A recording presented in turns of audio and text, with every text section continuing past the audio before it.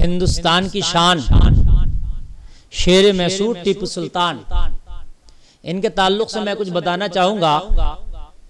कुछ हमारे सोचें ऐसी हैं हमारे मुल्क भारत में कि जिनके पीछे पता नहीं किनका माइंड काम कर रहा है कि जिन्होंने हमारे भारत के लिए, अपने मुल्क के लिए अपनी जानों का नजराना पेश किया, जिन्होंने अपनी शहादतें पेश की, जो आखिरी वक्त तक अपनी खून का एक एक कतरा अपने मुल्क के आबियारी के लिए जिन्होंने बहा दिया, अफसोस होता है हमें कुछ जालिम और हमारे देश को कमजोर करने वाली तागूती ताकतें ऐसी हैं कि ऐसे लोगों को जिन्होंने देश के लिए कुर्बानियां दी, टीपू सुल्तान जैसे लोगों को देश का गद्दार कहा जाता है, हमें तकलीफ होती है।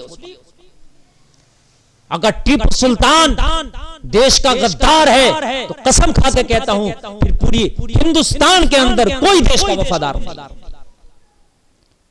अगर हैदर अली का बेटा हिंदुस्तान का गद्दार है तो फिर किसी मां का बेटा नहीं है ऐसा, किसी बाप का बेटा नहीं है जो भारत का वफादार हो, फिर सबको गद्दार कहा जाए। वो टीपू सुल्तान कि जिसने अपने बच्चों की कुर्बानी इस मुल्क के खातिर, जिसने अंग्रेजों के पास अपने बेटों को गिरवी रख दिया इस मुल्क के खातिर, वो गद्दार। जिसने दक्कन की जमीनों पर अंग्रेजों को अपने पंजे न जमाने दिए, वो टीपू सुल्तान गद्दार हो गया। शर्म करो, ये तुम्हारे पीछे तो की सोचें चल रही हैं, इस सोचों को अपने दिलों से निकालना होगा, वरना ये हिंदुस्तान हमारा तबाही के दहाने पर पहुंच जाएगा। कुर्बानी देने वालों को गद्दार कहा जाएगा तो फिर वफादार कहां से लाओ? फिर जिनके दिलों में अपने मुल्क के खातिर कुर्बान होने का जज्बा है, फिर उनके जज्बात को ठेस पहुंचेगी कि जब कल का टीपू सुल्तान गद्दार हो सकता है, अपने खून की कुर्बानी देने वाला, तो आज हम अपने मुल्क के खातिर अगर कुर्बानी दे तो कहीं हमें कोई कल गद्दार ना कह दे।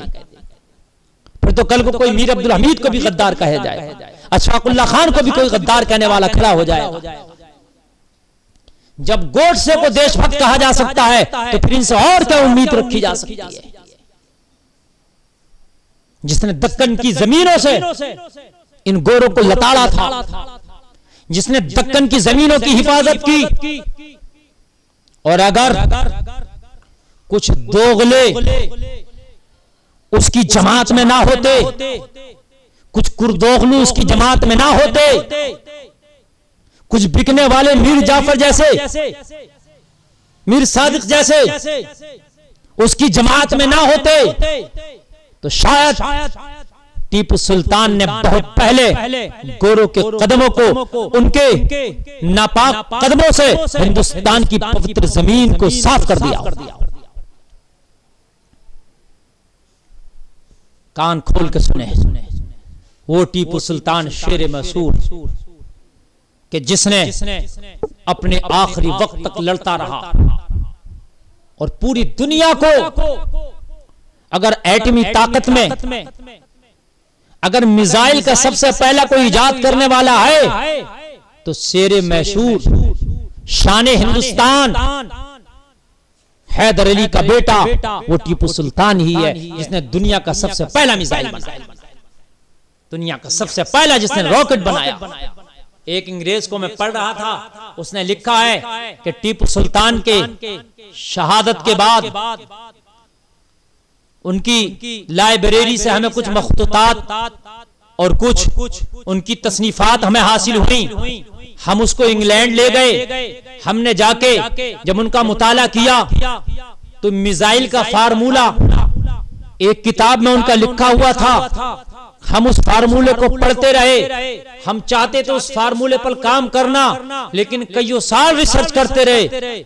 हम टीपू सुल्तान के दिमाग को दाद देते हैं कि वो इतना बड़ा जंगजू के साथ साथ, बहादुर के साथ साथ साइंटिस्ट भी था कि हम उसके फार्मूले पर अमल ना कर सके, उसके जैसा मिसाइल ना बना सके। हमने कई साल तक रिसर्च किया मगर हम उसके फार्मूले पर अमल पैरा ना हो सके। टीपू सुल्तान अपने वक्त का बहुत बड़ा साइंसदान भी था और एक वक्त की नमाज कदा नहीं होती थी, उसका नाम टीपू सुल्तान। और 24 घंटे वो शख्स बावुजू है। टीपू सुल्तान कभी बेवुजू नहीं रहे, हमेशा बावुजू। बेहतरीन सियासतदान का नाम टीपू सुल्तान। वो जानते थे किस तरीके से बिके हुए कुछ राजाओं को उन्होंने अपनी लैंड पर लाया था। कुछ कितने राजे महाराजे ऐसे थे जो अंग्रेजों की कठपुतली बन चुके थे, अंग्रेजों के हाथों बिक चुके थे, लेकिन खुदा की कसम टीपू सुल्तान ने उन्हें उनका सही रास्ता दिखाया। अपनी तलवार के जरिए उन्हें बताया, या तो हिंदुस्तान के लिए तुम्हें मेरे साथ खड़ा होना होगा, अगर हिंदुस्तान के लिए आप खड़े नहीं हुए, अगर देश के गद्दारों से आप मसालेहत करेंगे, उनसे समझौता करेंगे, तो तुम्हारा इंसाफ टीपू सुल्तान की तलवार से होगा। इसी वजह से कुछ नंगे लोग ये टीपू सुल्तान को गद्दार इसीलिए कहते हैं, जैसे आज कल भी इनके आबा व अजदाद वही थे, वो राजे महाराजे जो कठपुतली बन गए थे अंग्रेजों की, और जो मुल्क को खोखला करना चाहते थे। ये उन्हीं की नाजायज औलाद है। टीपू सुल्तान ने अपनी तलवार से उनको भी ठीक किया था। शायद अगर आज कोई टीपू सुल्तान होता तो इन पोषों को आज भी ठीक कर देता, सीधा रास्ता दिखा देता। अफसोस होता है आज मीडिया के एंकर इन पोषों की जबान बोलते हैं। शर्म आना चाहिए जो सुल्तान हिंद गरीब नवाज को गाली देकर नजर आते हैं। मैं मजम्मत करता हूं। बात टीपू सुल्तान की करते हैं। टीपू सुल्तान ने तो दूध का दूध, पानी का पानी कर दिया था, हक को आया कर दिया था। टीपू सुल्तान ने दूसरे मुल्कों से समझौता करके उनको नाको चने चबाए थे, बताया था कैसे लड़ा जाता है, कैसे मुल्क की हिफाजत की जाती है, कैसे अपने मुल्क के खातिर कुर्बानी देने के जज्बे पैदा किए जाते हैं। ये टीपू सुल्तान ने बताया। और कान खोल के सुनिए, टीपू सुल्तान की फौज में मुसलमान ही नहीं थे, गैर मुस्लिम भी थे। मैं श्रीरंगापट्टनम उस खित्ते में पहुंचा जहां पर टीपू सुल्तान को शहीद किया गया, और जहां टीपू सुल्तान का मजार श्रीरंगापट्टनम, मैं खुद जाकर के वहां गया। मैंने देखा बहुत बड़ा मंदिर बना हुआ है।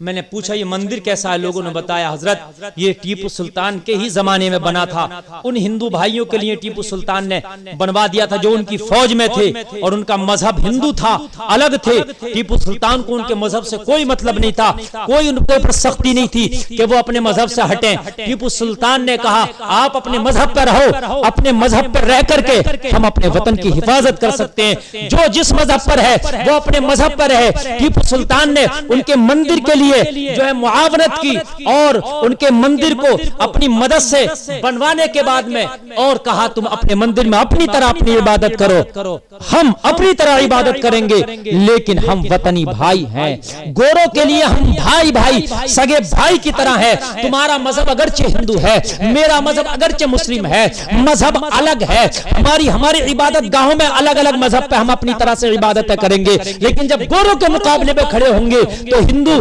मुसलमान से अपना कांधे से कांधा मिला के खड़ा होगा और मुसलमान हिंदू भाई से कांधे से कांधा मिला के खड़ा होगा। यही टीपू सुल्तान की सोच थी कि गोरों को एक दिन हमारे हिंदुस्तान को छोड़कर भागना। आज ये सोच हमें बदलना होगी। मेरे देशवासियों, सोचो की सोच को अगर तुमने नहीं सोचा तो समझ लो तुम लंबी सोच में पड़ जाओ, तुम्हें ये सोच तबाह कर देगी। तुम्हें इनको समझना है ये मुल्क को खोखला करना चाहते हैं। जैसे कभी तुर्की की सरजमीन पर उर्तुगुल गाजी ने अपनी सरजमीन की हिफाजत की थी, अपनी तन मन धन और सब कुछ कुर्बान करके कितने लोगों को शहीद करके उर्तुगुल गाजी ने अपनी जमीनों की हिफाजत की थी।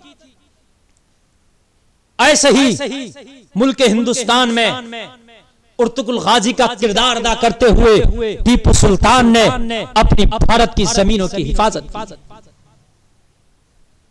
जैसे उर्तुगुल गाजी ने अपनी जमीनों के लिए कुर्बानियां पेश की थी, यहाँ हैदर अली के बेटे ने हिंदुस्तान की सरजमीन पर अपने लोगों की कुर्बानियां पेश करके अपनी जमीनों की हिफाजत की।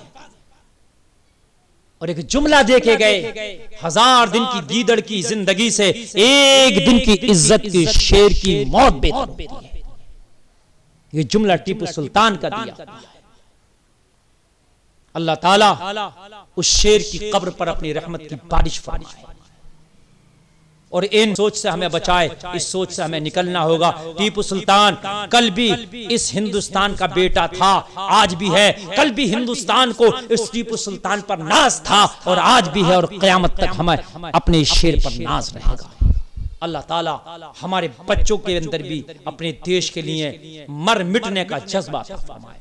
आमीन।